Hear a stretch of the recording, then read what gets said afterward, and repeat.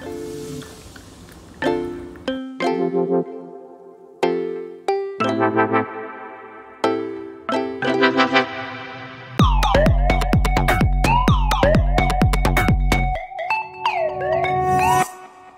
সেরা থেকে আমি সেরা বলছি। কেমন আছেন? কমেন্টে জানাতে ভুলবেন না। আজ আমি আপনাদের কুলকি শরবত তৈরি করে দেখাবো। চেন্নাইতে এই শরবতটি খুবই জনপ্রিয়। তাহলে চলুন শুরু করা যাক। আমাদের লাগছে তোকমা, পরিবেশনের জন্য লেবু, লেবুর রস, কাঁচামরিচ, চিনি, লবণ এবং বিট লবণ।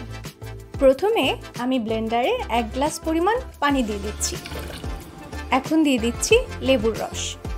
এই লেবুর রসটা আমি আগেই লেবু থেকে আলাদা করে রেখেছিলাম। এখন দিয়ে দিচ্ছি কাঁচামরিচ।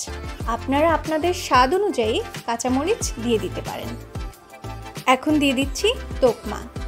যদি দিতে না চান কোনো সমস্যা নেই, কিন্তু কুলকি শরবতে তোকমা দিতেই হয়, নয়তো লেবুর শরবত হয়ে যাবে। এখন দিয়ে দিচ্ছি স্বাদমতো চিনি, দিয়ে দিচ্ছি স্বাদমতো বিট লবণ এবং স্বাদমতো লবণ। এখন আমরা এটাকে ব্লেন্ড করে নিব।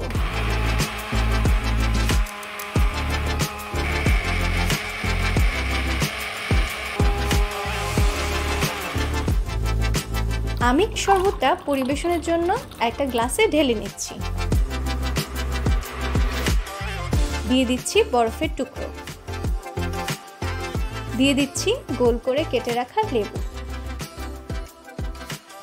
উপরে একটু তোকমা দিয়ে দিলাম। আপনারা আপনাদের ইচ্ছে মতো সাজিয়ে নিতে পারেন।